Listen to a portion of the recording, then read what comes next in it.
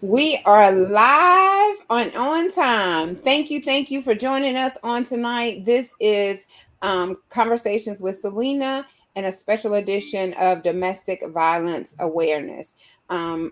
This topic is very near and dear to my heart, and I do believe everyone on this panel feels the same way. So if this is your first time, welcome. And I would like to introduce myself again. I'm Celena Thomas, and this is Conversations with Celena. I do want to say before we get started that this is a very sensitive topic and it could cause triggers. And so, if for any reason you feel like you may not be able to watch this or it may cause you some pain or discomfort, um,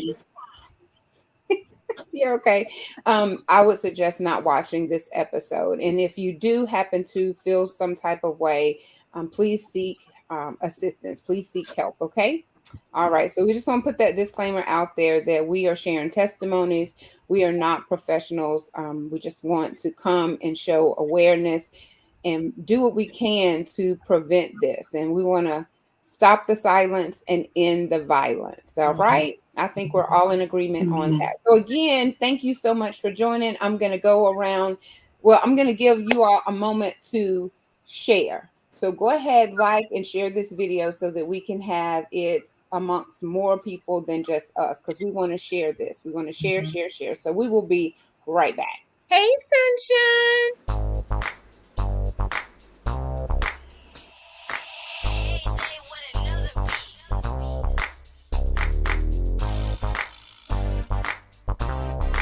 Hey, Sunshine.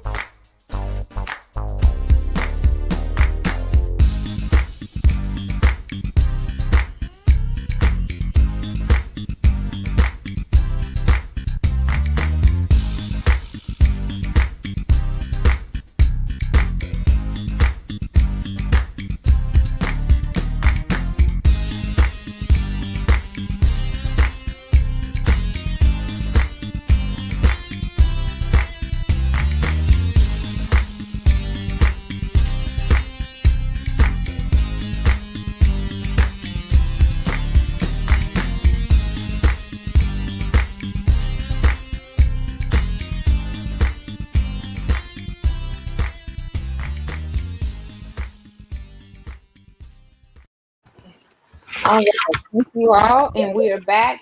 I do want to go ahead and give a shout out to our sponsors. We're having technical difficulties with our video, but that's going to be Magnolia Essence, Twisted Kitchen, Crumity Unlimited, and Body Snatchers. We have Kamaka Bowens of Maxim Healthcare, Rio Grande. We do have gift certificates to give away for that, and a Heart to Love. So those are our sponsors and supporters on tonight, and we just want to give them a shout out and say thank you and we love you. Hey, ma'am, thank you so much for joining. Hello. Hi. So we're going to go around the room. I know Jackie is probably going to have to be the first one to get off. We're thankful that she joined. So we're going to go around the room, introduce ourselves, and we'll go back and start with her. Okay? Is that okay with everyone? Mm-hmm. All right. Thank y'all so much. So, Angel, you started off for us, baby girl. Hi, I'm Angel. I'm from Picayune, and I survived 17 years of domestic violence, and I just thank the Lord that I was able to get out of it alive and not have the signs or the scars, the physical scars of being in a domestic violence. Thank you so much. There was some feedback. So if you have another device going, just try to turn it down or mute it for us. All right, Miss Tanya, come on. Hi, my name is Tanya Burnett, also known as Life Coach Tanya Burnett. Yeah. I live in Picayune, Mississippi. However, I have a camp out here in Poplarville taking care of my elderly parents. And I am a domestic violence survivor I've survived over 30 years. It's been 30 years ago. However, I was in it for 10 years. And so ever since I've been able to come out of the situation, I have been encouraging the world over the last 30 years, teaching people, showing them signs before they even get into it, that they can rise above the situation. And I think it starts with us being with the youth. You know, we can't wait until we become an adult, and we can't overlook the signs. So I'm just really, really excited about being on this platform. All right, keep going, baby girl. Oh, you want me to keep talking? Hi, I'm No. Parisian. Oh, Me? yes. I'm Yes, you. Parisian. I'm from Louisiana, and I'm a mother of four. And I was in a domestic relationship for 7 years. Wow. Well, thank God you're here to tell us the story. All right, Yes. come on, Assistant Chief. I'm Assistant Chief James Bolton, Picayune Police Department. Um, I've been in law enforcement 28 years. I've been with the city of Picayune about 17. Um, I I hope I have a lot to offer you ladies, and hope to have you offer some assistance. Um, and know that the police department is here to help any person, regardless of who it is, who's being abused, and we are here. So um, I'll let you ladies take the floor, and I'll listen. If you have questions, I'll be happy to answer. Thank Okay. you. There's still a little bit of feedback, so make sure you turn the volume down if you have a second device going. All right, Miss Jackie. Hello, my name is Jackie, and I am from Fayetteville, Arkansas, here in Fayetteville, Arkansas. And mine's a little bit different. I have never been hit by anyone or anything like that. I did the hitting. I was the domestic abuser. So I'm here for like a little different spin here. Um, so yeah, I don't do that. I mean, that was years ago, but however, that's what it was. And so I want to ask you a question. So And I'm here to take them. that was to that was to men.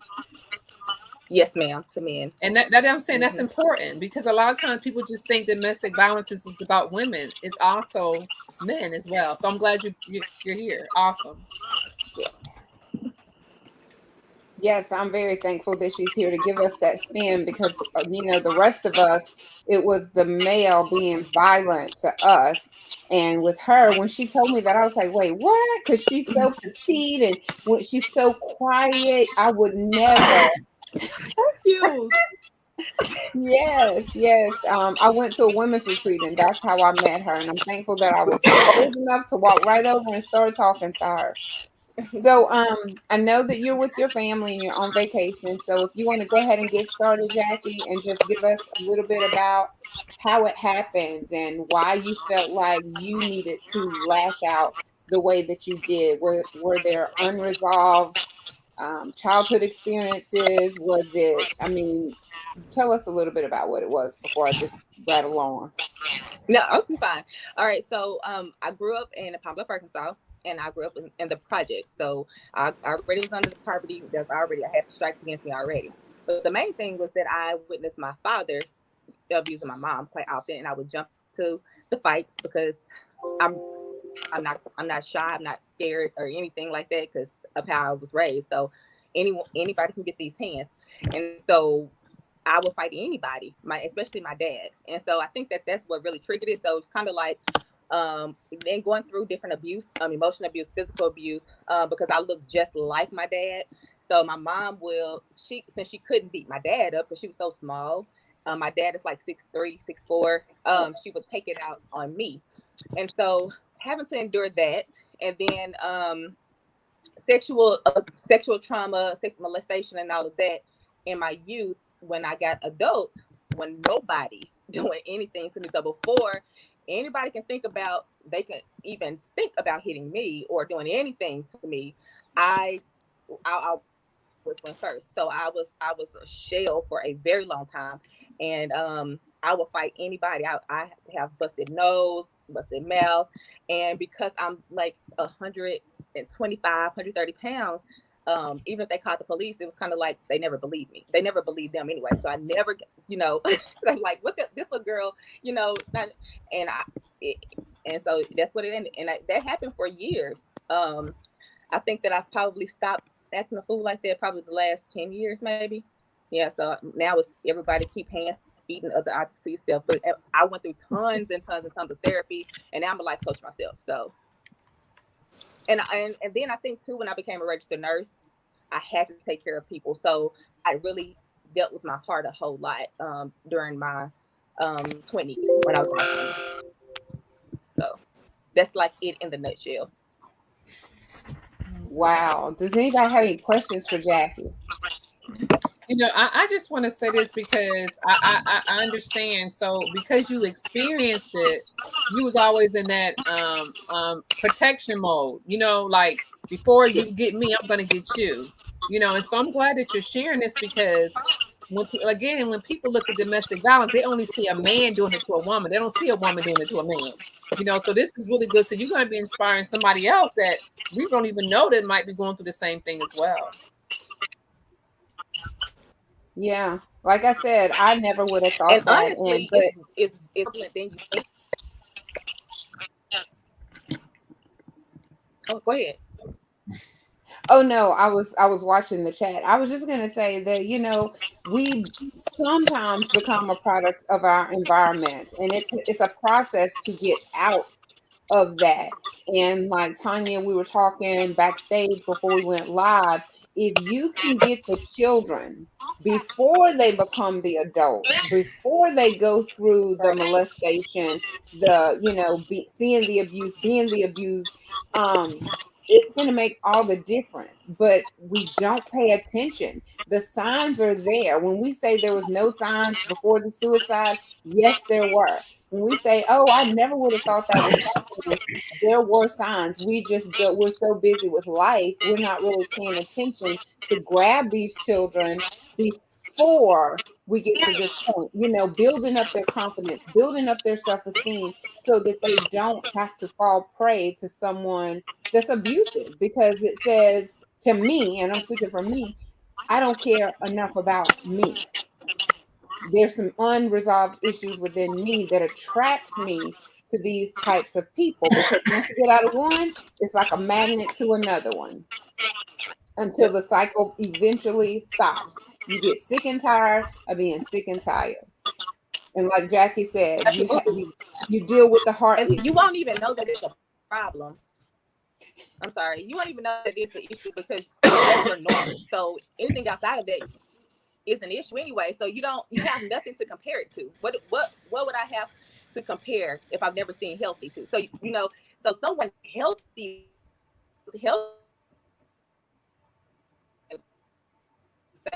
there's a red flag. My mom wasn't able to, because she was abused, so she had no idea. You know what I'm saying? And another thing too is that it's way more common and prevalent of women abusing men than we think, because we don't necessarily call it abuse, because a woman does haul off and hit a man in a minute. And a lot of times it's a provoking thing, because I've never been with an abusive man ever, but I've had, I think maybe one that actually like hit me back, and I was like, finally, just crazy, but that's just what it was, and so I know women that actually they hit, and they think that it's okay because it's not a man hitting them, and it's not. So Chief, what do you have to say about that? Do you see that very often? In actuality, we see it quite a bit. The majority of the things that we have is the male is the abusers, but I'd say probably 1 in 3 to 4 cases is the female happens to be the abuser, and I've never been in an abusive relationship, so I'm actually kind of looking for insight for you ladies. I've dealt with a lot of things, but usually when I become part of a situation, it's usually an ongoing situation that's been going on for years. Um,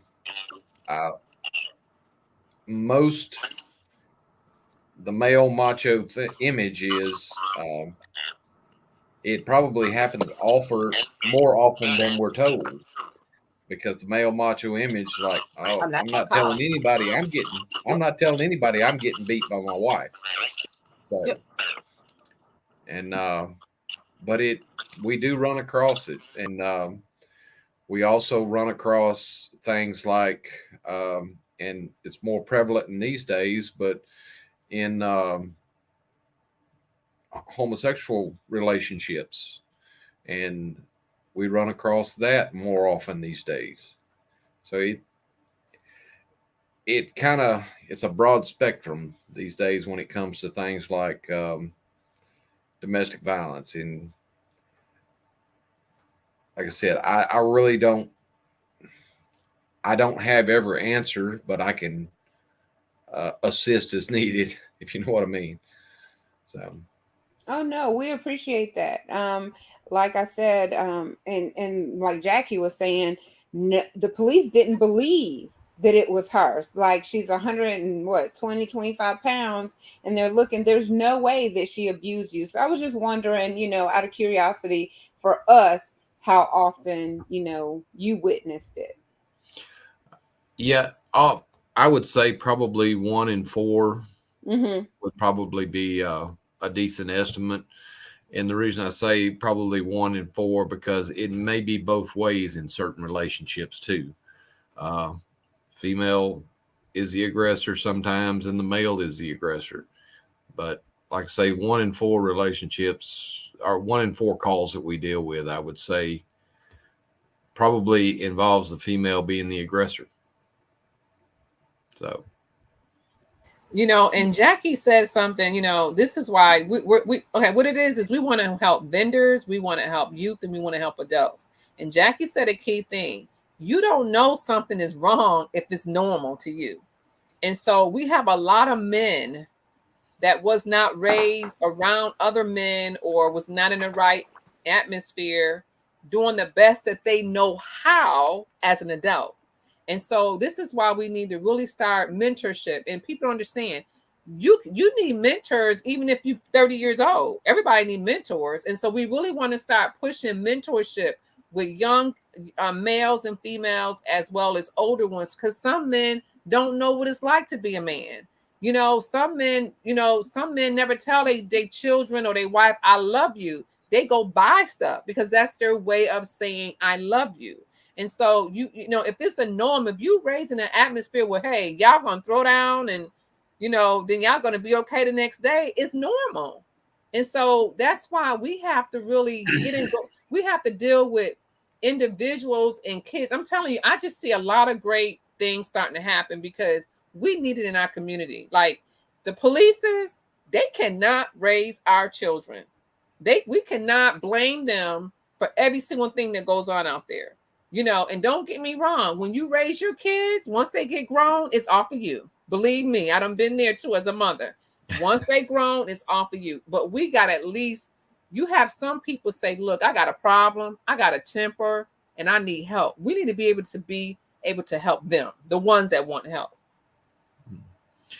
And Miss Tanya, we do see a lot of start early on of temper problems, both males and females. And unfortunately, in my position, it's not a whole lot we can do. And it kind of falls back on the parents to be the person that, that has to do this. What did I think I messed up something here? I can't see. No, you're good. You're good. I just brought you forward. Oh, okay. Well, like I said, there's a lot of stuff that parents have to do at home. And one of our things that when parents bring children up here and they want us to scare their children, well, that's not a good thing. Okay. Because I want somebody's child to run to us if they need help. I don't want them to be afraid to come talk to me. And a young lady the other day, just a couple of days ago, she made the point of telling her daughter, well, there's that police officer. He's going to take you to jail if you don't behave. And I told her, and wasn't being ugly, and I know the young lady, so I didn't think it'd be that big a deal. But I told her, and I said, young lady, I said, I'll take you to get ice cream. And and the mother just told me, she goes, she needs to be scared. I said, no, she needs to understand Mm-hmm. that I'm here to help, but she also needs to understand that if she does something wrong, then that's my job. But just being disobedient at a young age, parents have to take care of that. And like you said, police can't raise your children for you. And we try to help the best we can, but sometimes we're kind of limited on what we do. So, all right, I'm through talking, ladies. Y'all go ahead. Thank you for that. Did anyone have questions for Jackie? Because I want her to be able to stay as long as she likes, but leave when she needs to leave. Did y'all have any questions? Yeah, Jackie. So at what age did you start begin to change, and what made you start making that change? So right after high school, I went into ministry school, and I got a degree in biblical studies and started preaching and stuff like that. And that's when my life really started to change. But my life started to change. I still had the belief system didn't. I had more faith and different things like that. But my basis, the developmental, the you form your belief system between the age of 0 and 7. Okay, so everything that you learn in that, you have to really work hard to unlearn and shift your belief. Okay, because of those developmental stages are crucial. Okay, so it was a lot of my belief system that I didn't even know was jacked up. All right, so now I'm bringing in kind of, I don't want to say rules of the Bible, but it was more legalism, okay, versus the spirit. So I'm feeling justified in, however, because my God is a God of justice, and so you piss me off, I can do whatever I want to do. You know what I'm saying? So you have that on top of everything else. I got the religion and trauma. All right, okay. So I still didn't see. I knew something was a little off, but I didn't know how to fix it because I couldn't fix my behavior. All right. So when I after I graduated school or whatever, did nursing, then God started dealing with my heart as far as compassion. Okay. So when the compassion came, I was like, oh, by this time I'm married and got kids. Okay, and I'm still beating up on my husband. But when I would never forget one time I seen the terror in my daughter's eyes. She didn't see me hit him, but she was in the closet. She's now 14, and she don't remember it, but she was in the closet petrified, and I would never forget that. That's scar. It's the scar in my brain, and that's when I decided it wasn't God. He probably moved. He set it up that way, but it wasn't religion. It wasn't anything. It was the fact that when I found my baby in that closet, scared, I was like, something got to change. Something have to give. Went through a divorce, and that's when I actually started going to therapy for real. I mean, I was staying in therapy so long. It was like they kicked me off. They didn't want to be like, there's nothing else we can do for you. You good. If you need to come back, you come back. And so that's kind of what it was. And I was like, okay, now I'm living a defensive life. Everything is a defense. So because I'm ready to knock somebody out because of all the anger. Like I didn't know how to effectively communicate. It was just. So did I answer your question? I'm sorry. Oh no, you answered it very well, and you said another key thing. You mentioned the word therapy. See, a lot of people is afraid of that word, and it's a misconception.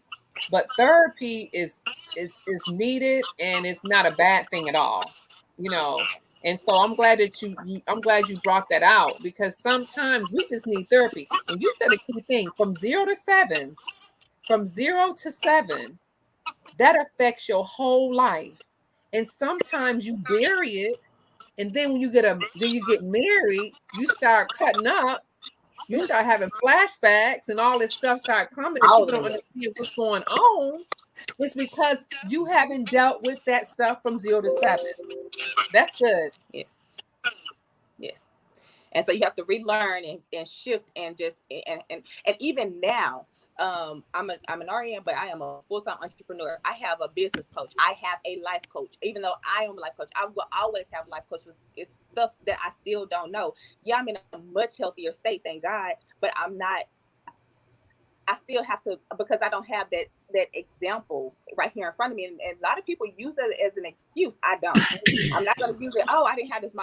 No, I'm going to find someone that can model, how a mother's supposed to do, how a business owner's supposed to, because it wasn't modeled before me. But there's no freaking excuse at all. Awesome. And so, yes, I Awesome. still do therapy on.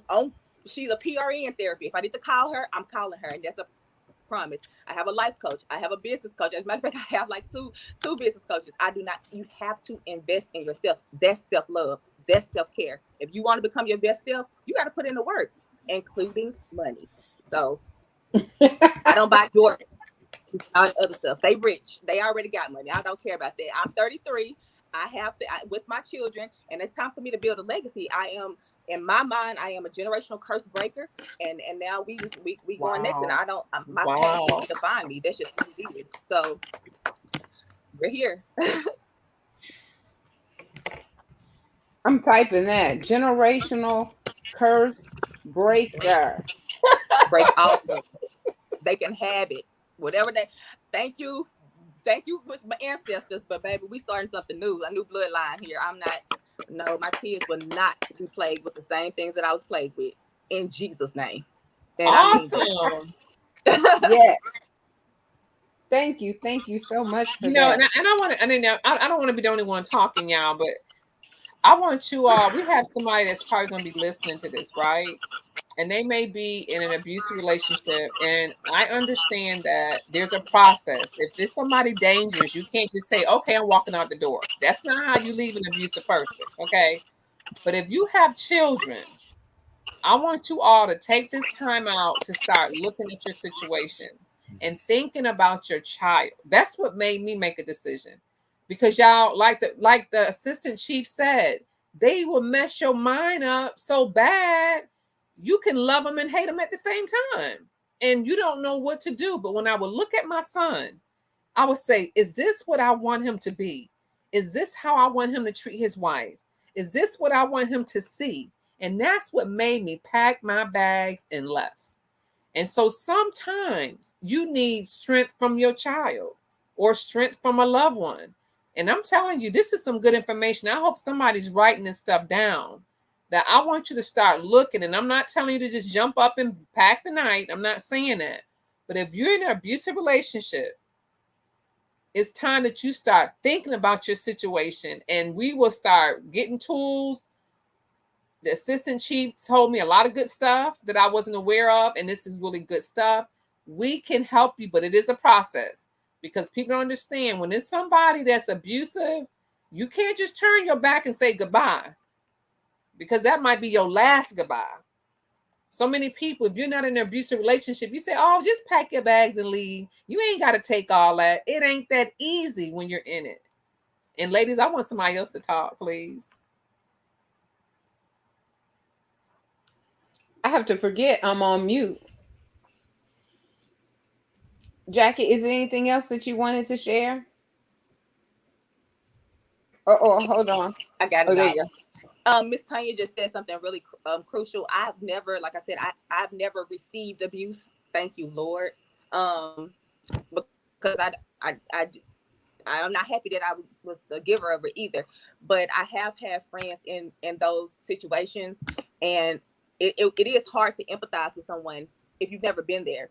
But what I have seen on like Lifetime movies, and I told one of my good friends, because I seen it. Definitely, like, make a plan. Don't leave. And contact someone that has, like, contact with Tanya. I'm sure you're able to contact the inbox them. But I just don't want. I had my best friend died at the hands of her baby daddy. Okay, and I think about her all the time, shot in the head, because she tried to leave. So I just don't want that to happen with anybody else. And I'm so happy that you ladies, man, have survived and is here to tell the story. I send my love to you. I send my support to you. You strong. You are warriors, and I'm proud of you. Keep pushing, for real. And that's all I have to say. Thank you all. Thank you so much. Thank you. Thank you. So, for just the sake of time, I want to go ahead and start with who wants to go first? No shyness. Go ahead, Angel. Go ahead on, girl. Come on, sunshine. So I just want to tell a little about my story.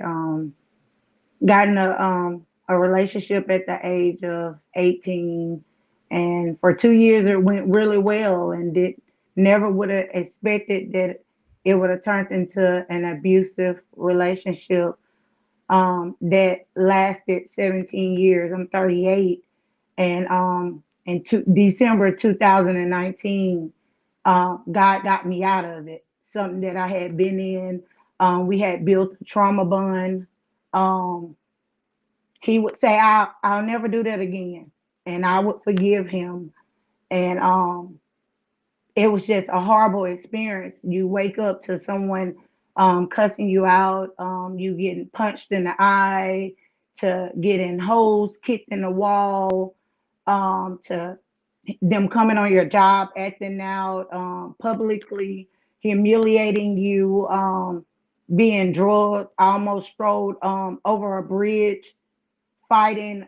You could be driving down the interstate, and because he doesn't get what he wants, he's fighting you as you're driving down the interstate. And many of days, I just knew I was gonna die, but I was praying for years, and I knew this was not normal because I knew the relationship my mom and my dad had.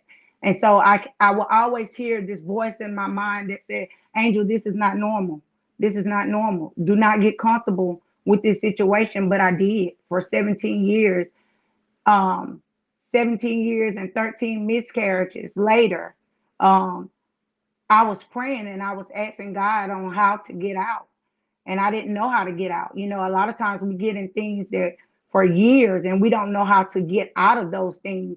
We want to be out, but we don't know how to exit out. And so I went through years of separating for 6 months or separating for 8 months and getting right back together, believing that it would never happen again, and it would happen. He would be nice or fine for 2 weeks or a month, and then back to the same situation. And I remember in December 2019, I had to make a tough decision. Um, I had prayed and I said, God, I don't know how to get out, but if you show me how to get out, I'll get out. And I remember calling one of my police friends that work for Picayune Police Department, and I just cried to this man, and I told him everything I was going through because I could not express it to anyone else besides my family. And I was like, I'm telling somebody else besides my family what's going on. And he taught me through everything that I needed to go through. And I remember Officer Assistant Chief Bolton, the particular night that I actually got out, he actually showed up to the house because I was scared to come home. I was scared to come home. He had came on my job and threatened me and told me he was going to kill me, and he had guns behind the tracks. And I was scared because he had abused me over years. He pulled guns out on me, knives. He did all kind of things, and I wasn't one that just allowed him to hit me. You know, I I always tell people, it wasn't just me in the corner all the time, allowing him to hit me and abuse me, but you have to do what you have to do to protect yourself. And so a lot of times I would try to do what I had to do to protect myself, but I was tired. 17 years of unhealthy relationship. I was physically tired, and I felt in my spirit, you're not gonna make it another year. You're not gonna make it. And I remember Chief Bolton, at the time, him and another officer came out to my house that night, and I was scared. It was right after Christmas on the rails here in Picayune, and they came out, and he left, but he continued to come back day after day. He beat on the door, and I had to go to the point of getting a life a lifetime protection order against him so that he would not come back because it was so toxic. When you built up a relationship that long and you keep taking them back because they promise I'm not gonna do it again, and you feel like the fool a lot of times because you take them back believing that this time they're gonna change. But when I think Maya Angelou said, when a person show you themselves, believe them. And I had to keep that quote in my mind. He's showing you who he is every day. And it was, some people have the opportunity to just pick up and leave. They just have that choice they have to make. Some people have to call law enforcement or call other people in to save them. And I thank the Lord that the Picayune police did come to my aid at that time to help me exit out of what I was in. And since then, I feel like a new lady. I changed a lot of things in my life and trying to deal with all the trauma and trying to help others that are getting in relationships. And I see the signs, though they don't see the signs of oh, this person is toxic, this person is abusive, and they think it's cute, but it's not cute when you're in this thing every day, when you're being treated below your value. And the Lord is even now teaching me my value system on how to love me and what to accept and what not to accept. And I just thank the Lord that Celena just opened this platform because there's so many people, young and old, that are going through this and been through this for years, and they're scared to talk about it. I was so scared because for many years I was like, people gonna think something's wrong with me, or look at me, look how people are gonna view me. But I had to begin to open my mouth because I said, how many people are hurting? How many people are in this situation that just want to know how to get out, just want to know there's somebody else experiencing what they're going through. In 17 years, I lost my entire youth. I was 18. When I got in that relationship, I was 18 years old. I'm 38 now. It was 2 years ago that I got out, but I lost my entire youth to a relationship, to something that, and once you stay in something that long, it affects your mind. It pulls on your mind because you almost feel like you're crippled and you don't know how to get out. But I just thank the Lord that He opened this platform because there's many people are suffering in silence and want to be free. And I thank the Lord that He allowed me to be free and not to die in this thing. Many people die in this thing. Many people come out can't, legs broken, didn't have a broke leg, had a black eye a couple of times, had bruises, been thrown through walls, but God brought me out. And I don't have a sad story to tell you. I tell you what I've experienced so that it may help somebody else come out of what they're in, that say, to tell them that this is not normal. This is not normal. Whatever, whoever may be viewing and you're suffering in silence, this is not normal. And whatever way you have to get out, if you got to pray and ask God to provide a way out for you, He will provide a way out. He will send people to your aid to help you. Document, video record, to have proof, to be able to show the police this is going on, because sometimes people have an influence with certain people, but you need to have that documentation. I remember the officer, when he came to my house, he said, ma'am, he said, it's like your word against his. After I had been calling several months, every time he would come, he said, record it. And I recorded one night him at the door just screaming and cussing. And the officer told me, he said, ma'am, he said, you need to get a divorce. You need to get a divorce, because he told me the same thing my dad told me. My dad said, I'm afraid that you might not make it out this time. And he told me, he said, ma'am, you need to get a divorce because I'm afraid you may not make it out this time. And so those type of things, we need to make recordings. Punching holes in the wall, they acting up, they're clowning. You need to make a recording, because if they're hitting holes in the wall, eventually it'll be your face. Eventually it'll be your leg. So you have to pay attention to those signs, those little threats, and they just saying they're playing. They're not playing. That's them being honest with you.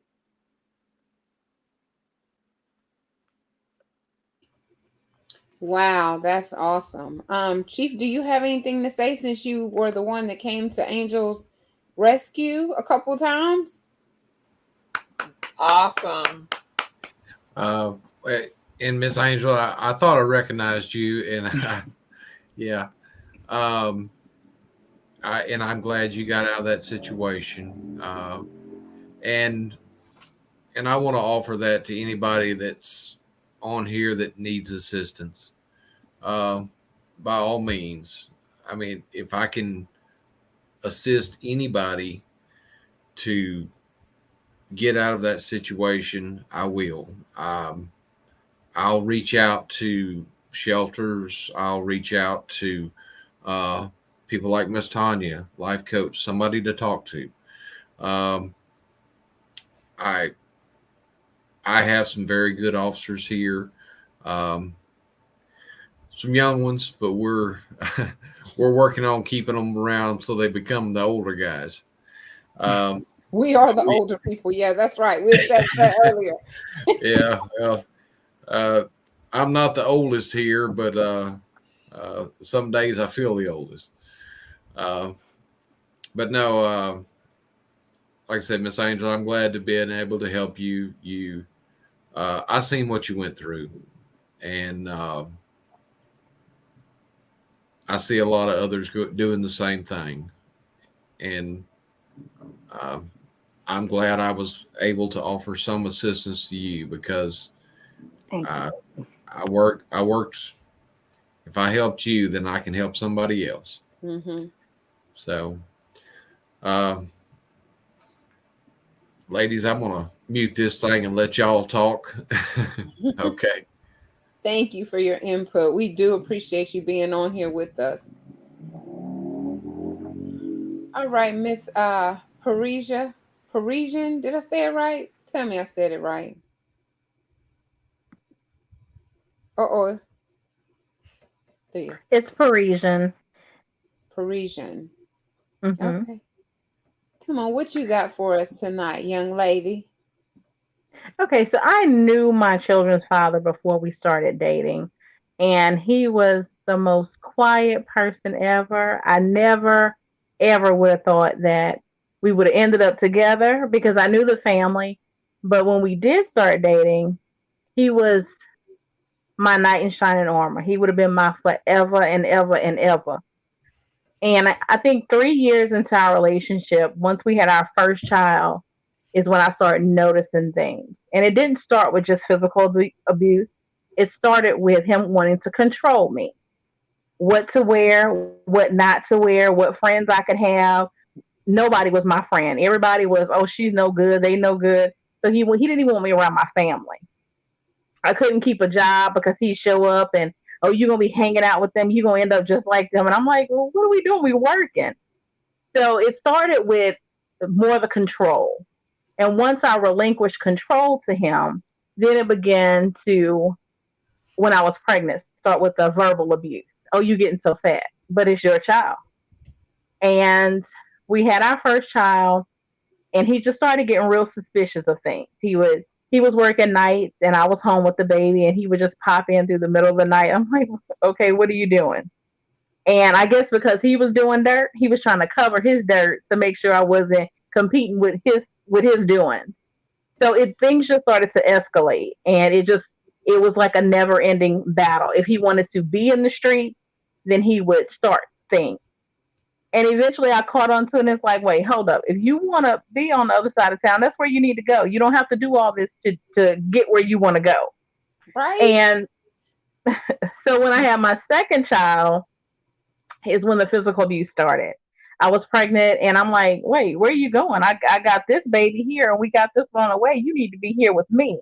But he was still wanting to get out in the street. So we got into it. Like, I tried to stand in front of the door because I'm trying to, oh no, you're not going nowhere. So if I'm here, you're going to be here.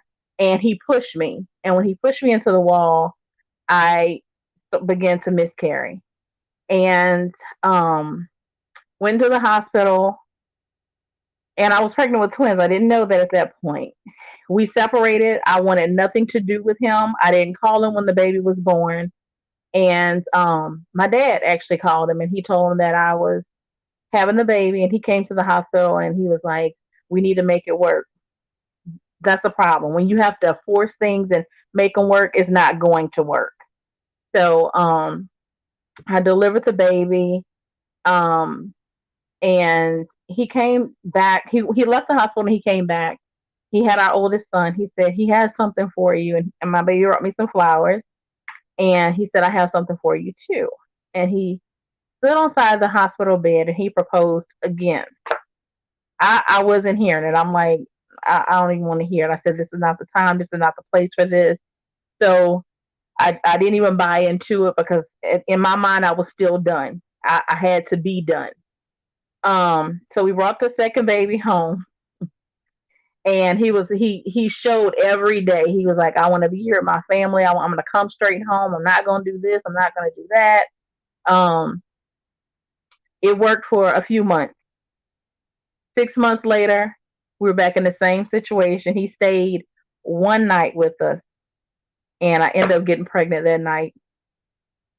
That night, I got pregnant, and so now we're at baby number 3. He started cheating, and Katrina hit. I was in Baton Rouge. He made another baby, 2 other babies. So now he has 3 babies in the same year.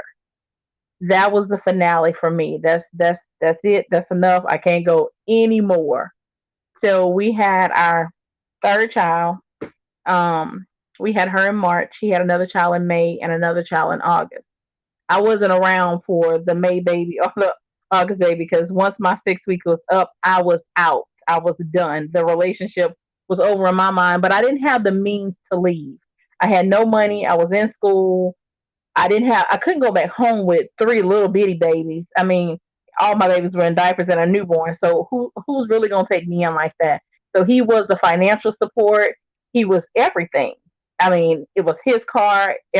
I didn't have a dollar to my name. So I couldn't leave without a plan. So if I had to do it over again, I thank God for being able to leave when I did, but I left without a plan. I left with baby shower gifts and infant formula because I had no money. And it put me in a state of debt like non-belief. I had a loan at every loan company in Covington. Everybody that would give me a loan, I needed it to survive. And that was like another red flag, another big deal because it was payday loans. Like by the time I got my paycheck, I had coins left, if I had anything. So the turning point for us, after I left, I thought the relationship was over. But he was still coming back. He wanted to see his children. And he couldn't get me back. He knew that was the only connection we had was our babies. So he started to file for custody. He didn't want custody. He wasn't capable of taking care of them. He didn't really want them. He was just doing everything he could to get back to me. So he put me when he filed charges against me for the custody battle, they started putting me in parenting classes and they started putting me in budgeting classes. Everything that St. Tammany Parish could get a coin out of me for, they did. So I was in court. If I wasn't in court, I was in some class. So finally we got to the point to where we graduated those anger management and budgeting and parenting classes. And then it was like, okay, he didn't even want the children at that point. He wasn't complying with the visitation. I wasn't taking him back to court. He wouldn't take me back to court. We done with that. So he moved on. He got with another woman and they had, an extensive relationship. At this point, they had a child. So I'm thinking, okay, they're married. They got a child. We ain't got nothing else to worry about. Well, he called me one day and he said, I got to get out of this situation. I was like, you're not in the situation. You in a marriage. You can't just exit like that. He said, well, if I don't get out, it's going to end bad. So he began to tell me the things that were going on in the household. I said, well, you're going to have to deal with it. He said, well, let me just come back and stay with you. He said, you can keep the child support. By the way, he put himself on child support when he was trying to get custody. So he was like, you can keep the child support. I'll help you pay the bills. I'll be there with the kids. You need the help anyway because you got our boys. You need the help. I'm like, no, you're not coming back. You out. You're going to stay out. You're going to deal with your wife. So this was on a Tuesday. I was moving that weekend. I was moving to a larger place. Um, so he was coming back that Saturday morning to move me. I got a call that Friday night and I thought it was him. I was laying across my bed and I told my sister, I said, girl, hold on, this is him. I said, he gonna be mad because I ain't packed nothing. I said, I don't work all week, I'm tired. So I answered the phone and it was his mother. And she was screaming in the phone, she was crying in the phone. And I said, what is it? I thought something had happened to him. She said, he just killed his wife. And that was all I remember. My sister, and I do remember he called and I told her, let me go, this is him. So I clicked the phone over to talk to him. And all I remember him saying is, I'm sorry. My sister was on the phone. She said she heard everything. She remembers when the police told him drop the phone, drop the weapon. I don't remember any of that. All I remember is him saying he was sorry. And he is now serving 40 years. It was a single gunshot wound to the head.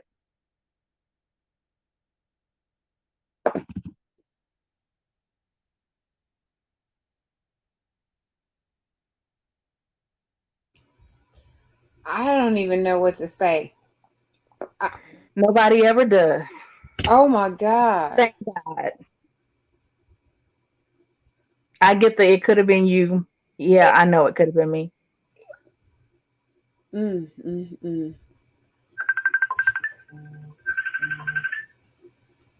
Sorry about that. Well, I can relate to some of that. And this is the thing. I end up on life support. And I was able to rise above my situation. But to hear stories like that, and you can get online, and it happens today. It happened today. It happened yesterday. It is so much, So I'm so happy that you okay, but it's like it's so much of this, and it's a norm. It's turning into a norm. But we have a lot of broken men and broken women, and hurt people. Yes, And so I think that, like you said, it starts with the home. It starts with educating the parents. It starts with looking at the warning signs. I remember my son, like she said a key thing, like my son watched me go through so much from 1 to 7. When he was 10 years old or 9 is when I finally got out of that situation. And I thought my son was fine because he was good in sports. He was one of the #1 basketball players in Poplarville and Picayune. He graduated with honors. He went to college. And then that's when I started seeing the effects from 0 to 7. Because I'm like, oh, I said, it seemed like he's good. So I'm telling you all, if there's a lot of our adult men that have watched their parents get abused, and we think that they're fine, and later on when they get a family or they're trying to deal with the normal world, we see that they're having struggles. And so I applaud you. Not just that. I don't know what, because I'm in a different state. I don't know what the dynamics are for the penalty is. But here, he was out of jail before anything. It didn't matter. Restraining order, he was out of jail before the ink dried. The judge gave him a bond. He was home telling me he was still going to kill me. So I think, and not just that, it has to be some type of rehabilitation for you and for them. Because if they're going to be charged, we can't just put them in jail because it's not helping them. Because even in jail, I still see him getting angry. I still see him saying mean things. Even in letters, he'll still say things, and I have had to disconnect myself altogether. I wanted my children to have a relationship with him, but I know that I couldn't for my mental health. I had to learn to love me. Yes. I had to pray and ask God to break this soul tie because I was going to take him back. He was a good provider. He was a help with his children. I didn't want my children to come from a single parent home because it's hard. But at the same time, we can't just force education or encourage education, mental, all that's good. But there has to be some type of rehabilitation because a lot of men have misappropriated anger they are not able to express their feelings like, Right. because I know a lot of black women, if I'm a loud person. I'm from the country, I'm loud. So if I say something and somebody don't like the way I say it, I'm an angry black woman. But you can't just suppress someone's feelings. So I can relate to the punching of the wall. I can relate to throwing objects, TVs, lamps. He was not just beating me, because I'm not just gonna lay down and let you do that. It turns you into a person you don't really want to be. I didn't want to be the type of person. I'm cool. I don't like all that stimuli around me, but I'm not just gonna let you hit me. I'm gonna have to defend myself. And they Mhm. will. It's almost like a cat in the corner. I gotta fight my way out. I didn't want to be that person, Mhm. but that's what you have to adapt to the environment. Mhm. So I don't think that just jailing them is going to help. There has to be some type of rehabilitation. Mhm. And you're 100% right, because this is the thing. I saw where a man end up, he killed his wife, he did the time, he came back, and then he ended up killing his other wife. So it's like it has to be. And I know they have to have these jails, but you said the key is rehabilitation. They got to get their minds changed. They got to get the proper training, because when they come out, it's already going to be a struggle, because Right. they got a record, and it's murder, and so, then they're going to have all this other stuff. And don't get me wrong, once we're an adult, we need to be responsible. We need to say, look, I got a problem. I need help. I don't like this. I get angry. I want to fight. I have thoughts about killing, but a person have to want that. And so Mhm. we can't fix a grown person, but we Right. should have the tools. We should have the tools to help them. And so, and somebody have a question here. And I was a teenage mom. They said, what information or advice do you have for parents who teens are in an abusive relationship with another teen? I was that person. And so I would need to know more about it. I'm gonna give you an example. My mom and dad, they met, they got married in 2 weeks. They still married. They right next door. That's the only life I knew. So I thought that, I wanted that. And so here it is. I met this kid. He come from a broken home, and we just became friends. And here it is. I'm like, ain't nobody gonna ever touch me till I'm married. This is the way I thought. But I end up pregnant at 15. What a good Mhm. mama. What a good dad in a middle class neighborhood. But I end up, and he was not abusive at first, but he turned out to be horrible. So what you're saying, the advice that I have for you is, you heard the chief. They have tools, they have resources. I would love to talk to you offline, because every situation is different. So we can't just say something specifically. I would need to know the majority of what's going on. Because I don't know how long. It depends on how long they've been dating. It depends on, who his family is. It depends on his mindset. It depends on hers. So I'm gonna tell you something. This need to be dealt with. Do not let this go. Don't say, oh, they're gonna get older and it's gonna stop. She's a teenager. It needs to be dealt with, because what's gonna happen is it's gonna mess her mind up, and she's gonna be so confused. And my thing is, I didn't want to tell my dad, because my dad told me in 1979 in Syracuse, where I'm from, if you keep messing with that boy, he gonna make you shed a lot of tears. And because of that, I was so scared that my dad was going to end up in jail, when I could have not even got involved with him, and it wouldn't have happened. So I had guilt on me. I didn't want to tell, because I thought somebody was going to hurt him and they was going to end up in jail. And so, believe me, Akeem, I want you to reach out to us after this. And then we're going to get some resources. We're going to make a list of resources and people that you can start reaching out to. I appreciate you even bringing this out, because this needs to be addressed. This is happening to our youth.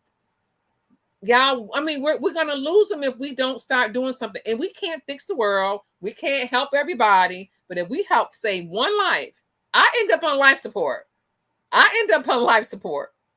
From abuse. And so if I can help somebody else's child, I'm ready to do that.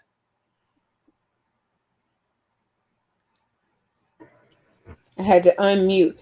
And she said something about making it work because you have the children. So often we try to hang in there for the children, and children are resilient. It's better to raise them in a single household where when you shut the door, there's peace and you have control over your own home, And for me, I really think that in a sense, I kind of became the abuser because I didn't know how to deal with my stress. So I would fuss a lot all the time, and abuse is abuse is abuse. I didn't hit them or anything like that, other than the normal spanking that you try to do for your kids. But them some big boys now. I can't do anything with them. But I remember at the time, Chief Bolton, he was, I don't remember what his title was, but boy, I was coming down B Street. We had pizza in the back seat, and both of the boys had soccer gear on. And I was trying to do my best to get home and get ready for the next day. And he pulls me over, ma'am, you was speeding. And he had no idea that I had just found out that I was losing my job. But he said, slow down. He could see I'm just frazzled, telling Sean, get the stuff out the glove box. Well, and we couldn't find the license, registration, or whatever's supposed to be in the glove box. We couldn't find it. And I'm all frazzled. And he said, slow down, go on home. Look like you had a rough day. And he was correct.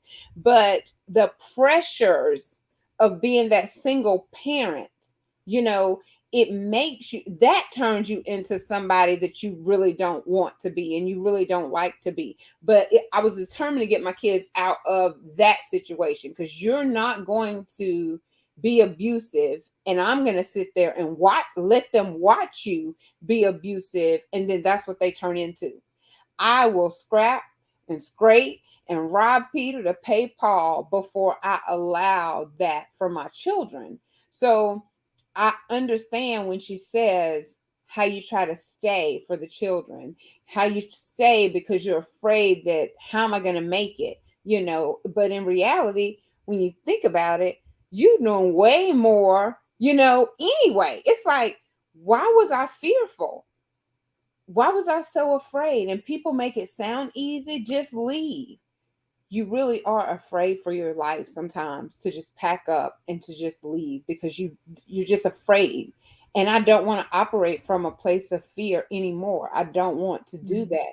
But I don't want to go all off on a tangent because I don't even know if that came together. But for me, I know that I operated from a place of fear.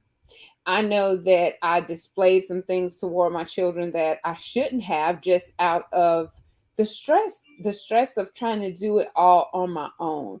And that is one reason that women do stay, unfortunately. But that's what life coach Tanya and I are trying to do, get resources available so that you can easily make that transition from being in that abusive situation, and you can go and be safe with you. And if you have children, your children, or whatever the case may be, because it's not always a smooth transition. I went to the shelter that wasn't far from here. It was clean. They were resourceful. They were very helpful for me. And so that's what we want to try and provide for other people, because we are survivors. Each and every one on here, we survived, and we're here for a reason, and we're here for a purpose. And it's to tell, not to be out tell your business. That's not what it's about. It's to share your testimony in hopes that you will save someone else's life. And we have officers and chiefs and assistant chiefs that are willing to help us reach those goals, reach those people, and save those lives. Now I'm done.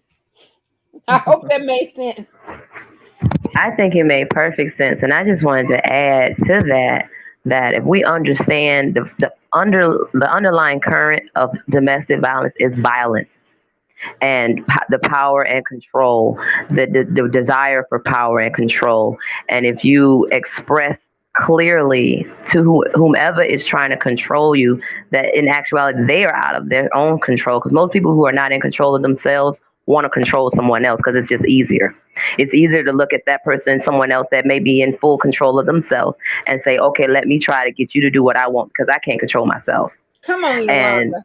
I'm just saying, because I come from a very large family. I've seen so much to the point where I'm like, I'm not just going to just let my children know what domestic violence is, what violence is, but also let it be known that you don't have to show loyalty to anyone that is being violent towards you in any way, shape, or form, whether it's mommy, daddy, brother, sister, cousin, uncle, auntie, anyone. You go and seek those resources that are available to you, because that's your right to, number one, protect yourself, make sure that you're safe, not just safe physically but safe emotionally, safe in your mindset. If someone is attacking just your physical appearance, something is wrong. That's a red flag. If someone got commentary and saying things about one of y'all said something about, he was commenting about what you wore or your clothing or who you hung around or where you worked and came to your job. Something wrong with that. That's something you need to redirect that person and say, you need to look at yourself. You need to pay attention to you, because you putting all this focus on me. Here's a prime example. I've seen men, mostly mama's boys, make all this commentary about you not the right type of woman, or you not doing this like my mama. Well, go and be with your mama. How about that? Be with your mama, because you chose to be with me. If you want to be with your mama, go be with your mama. You know what I'm saying? It's like how you respond to it. It's one thing when people treat you a certain way, but how do you respond to that? When someone says, "Oh, I don't like your outfit," last I checked, I didn't see you wearing it. I'm wearing it. Why should I care if you don't like what I have on? I don't understand. You see what I'm saying? Oh, I don't like your hairstyle. It's my hair. Why are you looking over here? Go look in your mirror. Do you like your hair? Do you like your outfit? You know what I'm saying? I don't like what you saying. Well, then don't listen. Take you in your ears and your feet and leave the vicinity. It's that easy. See, sometimes it's one thing to deal with someone who's toxic, but then it's another to enable that person. You understand? Because if they're talking to you and slick out their mouth and nobody's around, that's normally when they do it. Then you need to pull them out to the carpet, have a hidden camera. Show them themselves. Let them see themselves. Maybe they don't realize how they behave because if they're operating on autopilot, they might think like Parisian. You mentioned that the father of your children, he started to turn tables once you had children with him. I've seen that too, and that is indicative of hello, you trying to be your daddy. I don't want to be with your daddy. So why are you trying, now that I have your child, why are you trying to act like your daddy? Did I marry your mama? Am I your mama? No. I'm not her, so why are you trying to act like I'm her? What she tolerated, I'm not about to tolerate. And it's like you stand in your truth and you become who you need to become once you've realized you're not about to treat me any kind of way. If you don't like what's coming out of my mouth, maybe you should look at how you spoke to me. Maybe you should look at your behavior. If you would say this to a stranger, or not to say these things to a stranger, why are you saying these things to me? Why are you giving yourself permission to mistreat me? I never said you was okay. If in a marriage, I married you. Yes. Because I signed a certificate, you think you could talk to me how your daddy talked to your mama? Am I your mama? No. Why are you doing this to me then? It's all about, to me, it's how you respond. Like, if people can call me whatever they want to call me, but do I respond to it? Sometimes it's not even worth it. Sometimes it's worth it just go and walk out that door and let them know, oh, when you return or if you don't return. They're like, why'd you leave? Because of how you behave. I don't have to be around you. I don't have to stay. I'll leave everything there because it's stuff. My life is so much more valuable, and my time I can never get back. I can get money back. I can never get my time back. And if you showing me that you wasted my time, I decided that I'm going to cut you out of that because this is my time. Your life is precious. Angel, Parisian, Tanya, Chief, James Bolton, and Miss Sunshine. Your time and your life is so valuable that you choose and you demonstrate that value by how you respond to people speaking to you or how they treat you. That's all I want to say. That was awesome. This is so good. And I want to say something, because, I've been, first of all, I want to just make sure I have been happily married for 30 years. We just celebrated 30 years. My husband, William Burnett from Picayune, Mississippi. I got a wonderful husband. But I do want to say this. The thing that I want to leave with somebody is never be with a person based on how you think they can become. Mm-hmm. What you see is what you get. Yeah. Because a lot of times we're with a person who say, well, I don't like that, but I like this. And then maybe that'll change and maybe that'll go away. No, what you see is what you get. And a lot of times we fall in love with people future that may never come. And I just wanted to share that. And you Their feel like potential. you can change them. You feel like you can love them enough to make them be who you need them to be. So don't fall in love with their potential. That's what I'm saying. A lot of us fall in love with potential versus who they are. A lot of us fall into that knight in shining armor, the cartoon, the fairy tales that we see at a young age, and we looking for that. No, we need to live in the Yeah. reality. Thank you so much, Yolanda. You're so funny. So go ahead, Chi. Ladies, it's definitely been eye opening, and I'm glad that I've been able to be part of this. And Miss Yolanda, uh, you are definitely a strong lady, but I'm actually going to have to step out at this time. But ladies, just know that anytime here, if you need assistance, uh, feel free to call me. Um, the telephone number for your police department is 601-798 7411. Sorry about that. I don't usually call it. But What was it, Chi? 601-798-7411. That's the non-emergency number, and of course, if it's an emergency, call 911.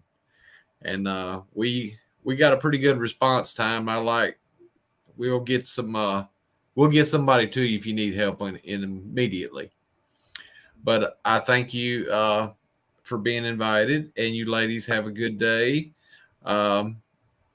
We really do You appreciate too. your Thank input. you. And Yes. thank you for all your service. And we're praying for you because we know it's not an easy thing, but we appreciate your service. Yes.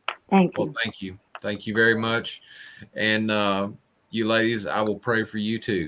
If there's anything I can ever do for you, please call me. Okay. Thank you. All Thank right. you. Have a Thank great you. night. You too. Bye bye. Thank you. Bye-bye. Bye-bye.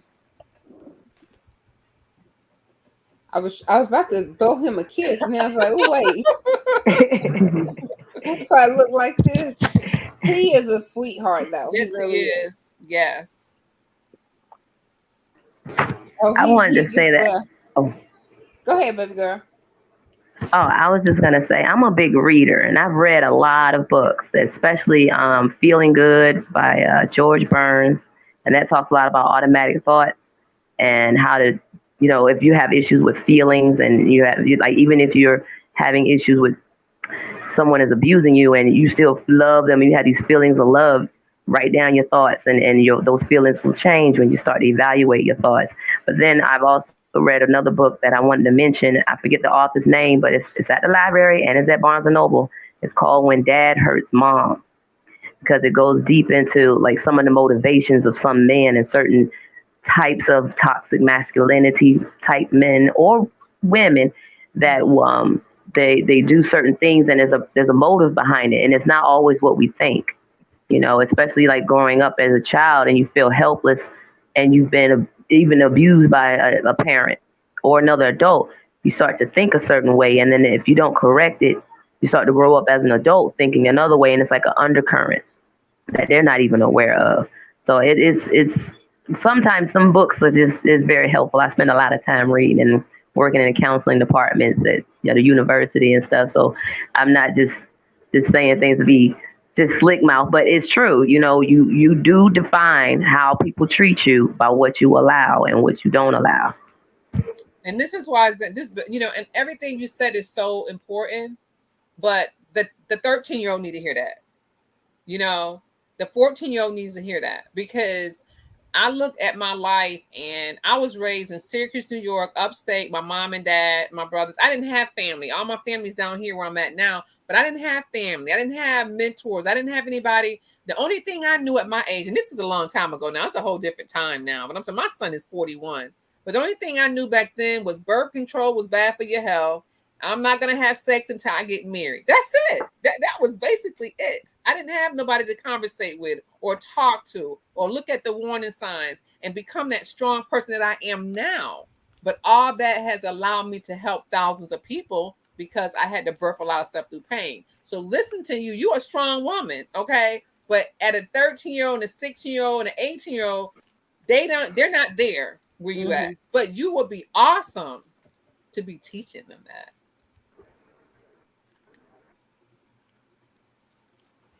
You're on mute. Hold on. I was gonna say I grew up an only child with of teenage parents. So I had spent a lot of time alone. My dad was in the Navy and my mother worked. And so that's where a lot of reading came in. And I started reading the Bible at age 11. And I had friends, I seen some friends that were in bad relationships. And that was at like 14, 15, 16 years old. And I saw adults in the same thing. I saw the same cycle. I saw it play out in front of me. Aunts, uncles, they didn't talk to me. I watched it. I saw things. I saw a pattern. I saw a pattern of behavior between women and men that have blended families.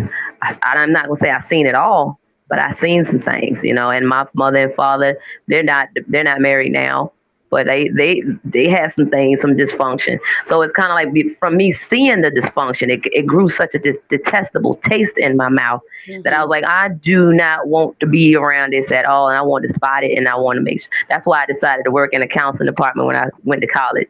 That's why I decided to study and work at a HMO. It was just a lot that I wanted to learn because before I had children, I wanted to understand why was this dynamic happening, and not just in our community, but everywhere. It wasn't just our race, it was everywhere, all types of people. I'm seeing this play out, and I wanted to know, and I wanted to learn. And the best books I found at the library. Not even the courses at the school I went to. I found it at the library. I typed in certain topics, and this long list showed up, and I got to reading. I got to researching. And once you understand what something is, then you can really conquer that because you need to understand it first. If you, like one of you said that it was your normal, or she's not on right now, but if you think one thing is normal and you haven't been exposed to anything else and you don't seek it out, what happens? It's a cycle. It's something that keeps reoccurring. But when you determine to say, no, I'm going to find out why this keeps happening, because I surely had that fire under me. I'm going to find out why this is going on. And I got some theories, but there's a lot that it isn't just one thing. Like everything's not a Tyler Perry movie. Everything's not a Lifetime movie. But there's some common threads with a lot of it. And when you have a man that feels like he has no power except the power over his woman, that's the problem. That's a problem. So, like, wait a minute, you need to, instead of telling me what a woman is, why don't you tell me what a man's supposed to do? Redirect their thoughts. Think about it. Like, okay, so you saying all this stuff, your mama this, your mama that, or you know about women, but you know about men. And then it's like crickets. So then it's like, okay, and now I understand why there was so much effort was put forth to destroy the structure of the home of our community, because when a boy doesn't know strong men, they don't have a strong example, and then they see all the things about women, and they got this, this mindset. Same with women. I'm always around the guys. I know how men flow and da-da-da, but what you know about femininity? What do you know about being a woman? So it's like, okay, there's still a balancing act. We have to balance yourself. If you only know about the opposite sex and you don't know nothing about your own, you need to do your shadow work. That's the hardest horse pill some people need to take, but you need to swallow it. Swallow it and do that shadow work. And it's hard to do it. And by shadow work, I mean go in that childhood, go to counseling, get a life coach, do the work of just researching. Even if I won't trust Google too much, but even if you gotta Google it, look it up, look up what it means to be, what I'm saying? Not just to be something, but if a man is saying all these things about women this, and I want you to look this way and I want you to look that way, what are you doing as a man for me? I think that's something that can be discussed either side.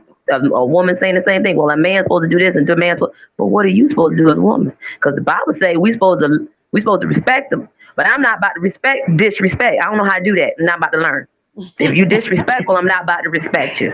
If you and I read that men crave respect, but yet respect and power. But then it's like, well, do you understand what respect is? Because if you want me to respect you, are you respectable?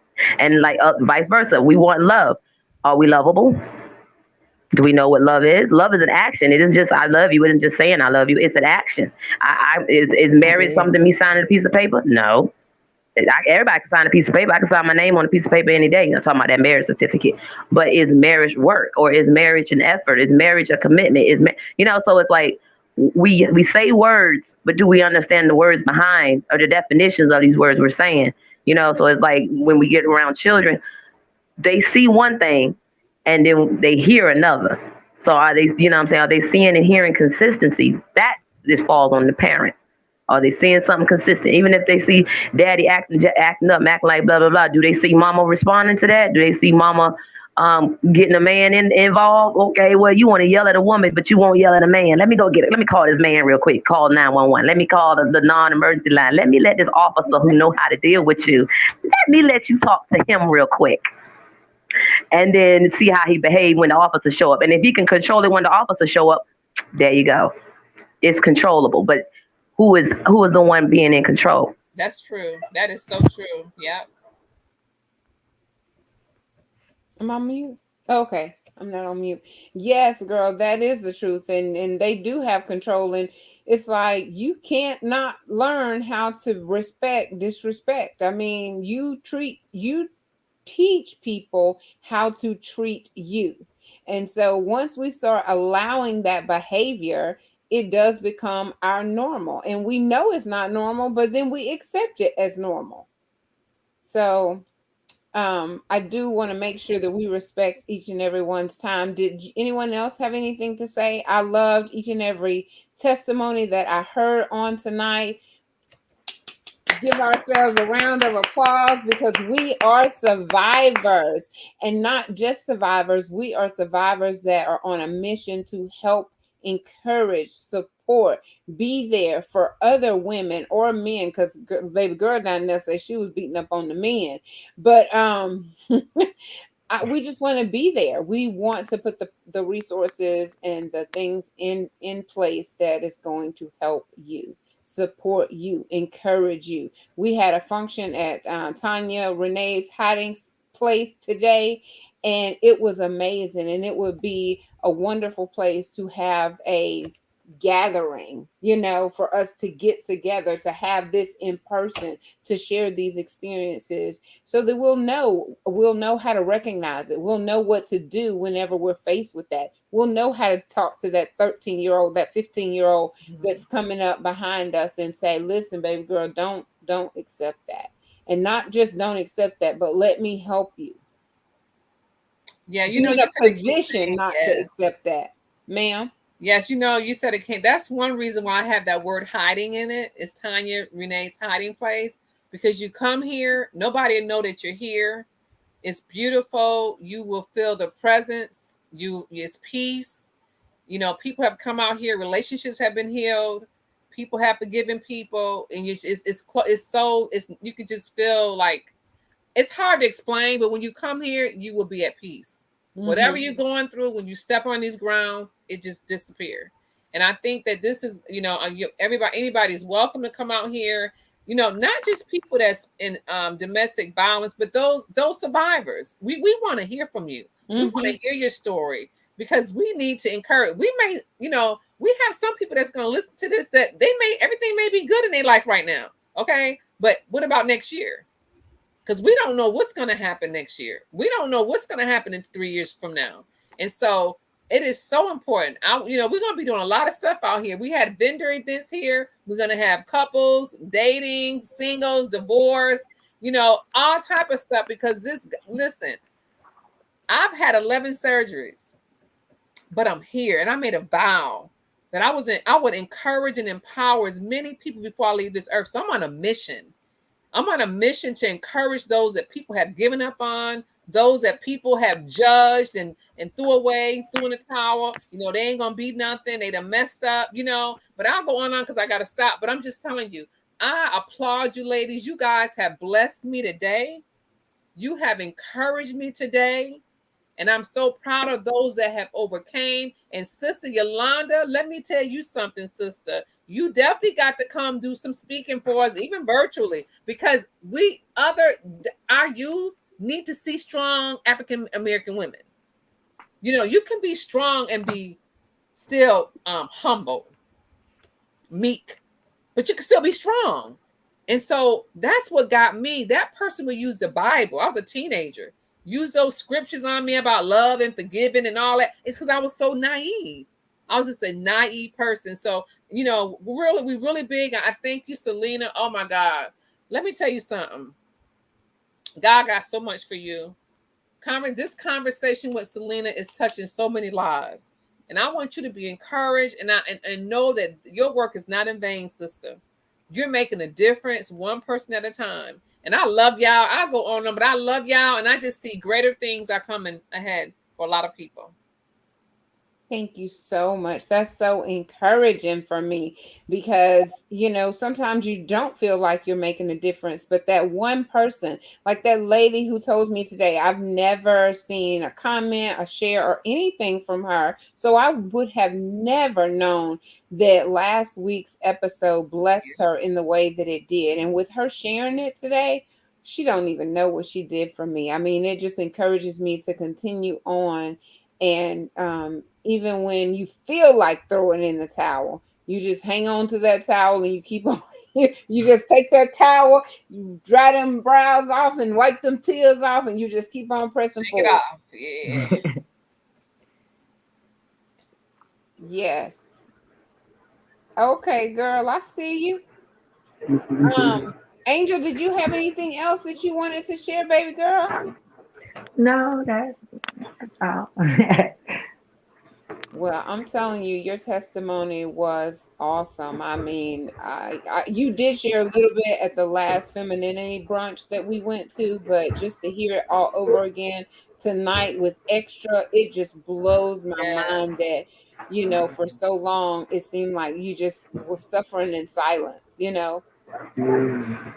I was, and it was not easy because, like I said, with trying to be transparent about what you're going through, and you're living in a community where people look up to you or look at you at a certain way, and they wouldn't even expect that you were going through that behind closed doors. And now that God has given me a voice to be able to talk about it, anybody who comes to me that wants to talk about stuff like that, I pray with them. I talk to them about it because sometimes you have to be that person that you needed in that area. And so I just thank the Lord that you just opened the platform, because sometimes I do get emotional about talking about the situation, but it just lets me know that I'm still human.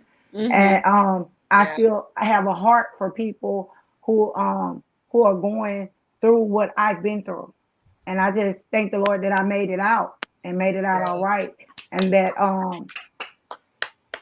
there are so many people that needs to hear each and every one of our testimonies about what we've been through, because a lot of people are suffering in silence, and they just need to know. They may never tell us that what they are going through, but just to hear us, we may see years later or hear from someone else, oh, they were in domestic violence and they got out. And it could have been our very testimony that gave them the pathway or the light to get out of what they were in. I listened to many people over the years, and they encourage. But as old people used to always tell me, you have to get sick and tired of being sick and tired. And I thought I was sick and tired years ago, but I wasn't sick and tired. I had to change my mind. I had to change my mind and realize you have to love Angel more than you love the marriage. Love yourself. And if it's meant to be, it'll come back. But it wasn't meant to be. And I had to come to the conclusion that I was going to have to walk this thing alone by myself, that he was not going to be able to go the rest of the way. I had to end that book to start something else. Start anew. It was hard to do because, like I said, 17 years of your mind being conditioned to something that's not normal. I had to get out though, and I thank the Lord that He got me out. And I just thank the Lord that you opened this platform so that we can talk about it and shine some light on it to those who are suffering in silence, and those who are not suffering in silence, that people know their story, that we are able to open some light to it. Yes, yes. And thank you so much for sharing. Like you said, you're concerned in the very beginning about opening up because you try to keep it private, hoping that it'll change, like Tanya said. But it doesn't. We're in love with what we see down the road, the way that we want it to be. So, I'm thankful. I wish that you could have gotten out sooner, but everything happens in timing when it's supposed to, because the most important thing is that you're still here to share the story. Yes. So we love you and thank you so much. But I want to move over here to Parisian. Did I say it right?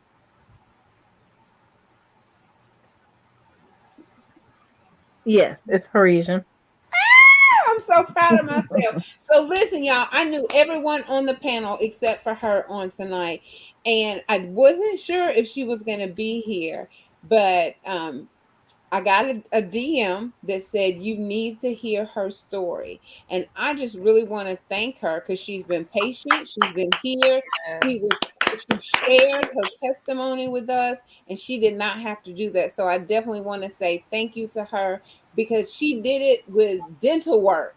So she hung in there. So we thank her. She was Yes. in pain and she said, I am going to do this. And that's when you really know that it's gonna bless somebody. When you Yes. push through and you show up anyway. Come on now. Don't get me started.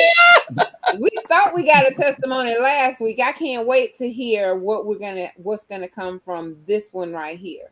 From this one right here tonight, each and every one of your testimony. And then with Life Coach opening herself up, opening up her hiding place, opening up her arms, saying, here I am. And then we got Assistant Chief Bolton. He's making himself available for us. Yes. Whatever it is that you need, I'm here to help. And Yolanda, she always come with the funnies. I mean, she be getting it, not missing a beat.